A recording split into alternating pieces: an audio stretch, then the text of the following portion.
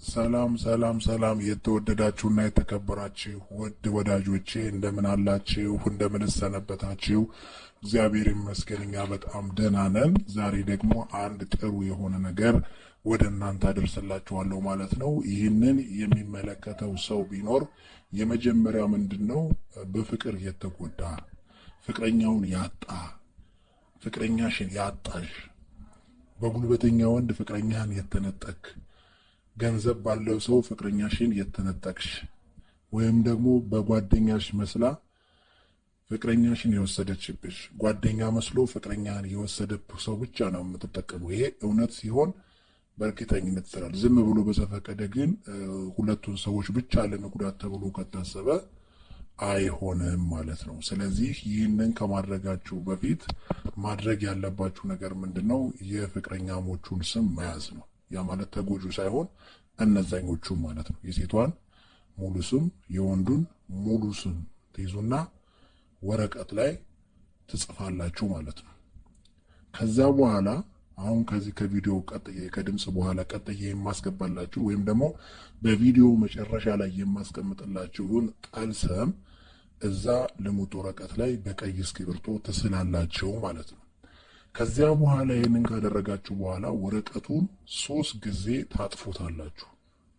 ካጠፋችሁት በኋላ 4 አዳዲስ መርፌዎችን ትወስዱና አንድ ነጭ ሻማ ታዘጋጃላችሁ።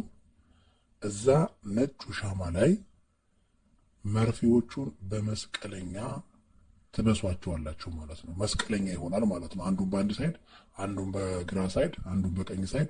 ያ ማለት በምስራቅ፣ በደቡብ፣ በምዕራብ ቀጥ ብሎ ሲቆም በዚህኛው በአንድ ሳይድ አንዱን በአንድ ሳይድ አንዱ ታረጉና መስቀለኛ ትሰራላችሁ። እሱንም ምስሉ ምን ይመስላል የሚለውን መጨረሻ ላይ ከቪዲዮ መጨረሻ ላይ አሳያችኋለሁ ማለት ነው። ከዛ በኋላ በመስቀል ቅርጽ አድርጋችሁ ሻማውን ከበሳችሁት በአራቱም በመርፌዎች ማለት ነው መጨረሻ ላይ ሻማውን ታበሩታላችሁ ማለት ነው።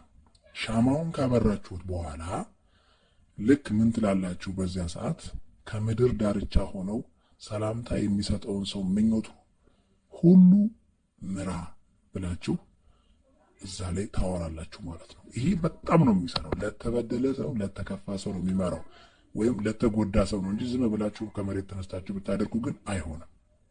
ስለዚህ እሱን ትላላችሁ ማለት ነው። ከዛ በኋላ መጨረሻ ላይ ታነሱና የጻፋችሁትን ወረቀት ስማችሁ የጻፋችሁበት ወረቀት ታነሱና በዛ በሻማው እንትን ታቃጥሉታላችሁ ማለት ነው። በብርሃኑ ማለት ነው። ካቃጠላችሁት በኋላ ሙሉ በሙሉ አመድ ከሆነ በኋላ ይህንን አመድ የሆነ ወረቀት ወስዳችሁ በቀጥታ ከመቃብር አጠገብ ትቀብሩታላችሁ። ያን ጊዜ ከቀበራችሁት በኋላ ወደ ቤታችሁ ስትመለሱ ከ7 ቀን በኋላ እነዛ ጓደኛሞች ወይም ደግሞ ትዳር የያዙ ከሆነ ወይም በጓደኛ ደረጃም ከሆኑ ይለያያሉ ማለት ነው። ምክንያቱም አንተን የቀማህ ጎርቶ ነው። ጓደኛሽ ነች፣ ጎርተሻለች። ባለ ገንዘብ ነው፣ ጎርቶሃል። በገንዘቡ ኃይል ወስዶ ጓደኛህን። ባለ ሀብት ነች፣ ጓደኛሽን ወስዳለች። ያን ጊዜ ያንን ካደረግሽ በኋላ ልብሽ ስለቆሰለ ስለተጎዳ በቀጥታ ያንን መቃብር ቦታ ላይ ወስደሽ ወይም ወስደህ ከቀበርከው በእርግጠኝነት ከ7 ቀን በኋላ እነዛ ሰዎች ጥል ይፈጥራሉ። ምንም አይነት መስማማት ነገር አይኖራቸውም ማለት ነው። ስለዚህ ይህንን አድርጋችሁ ተጠቀሙበት።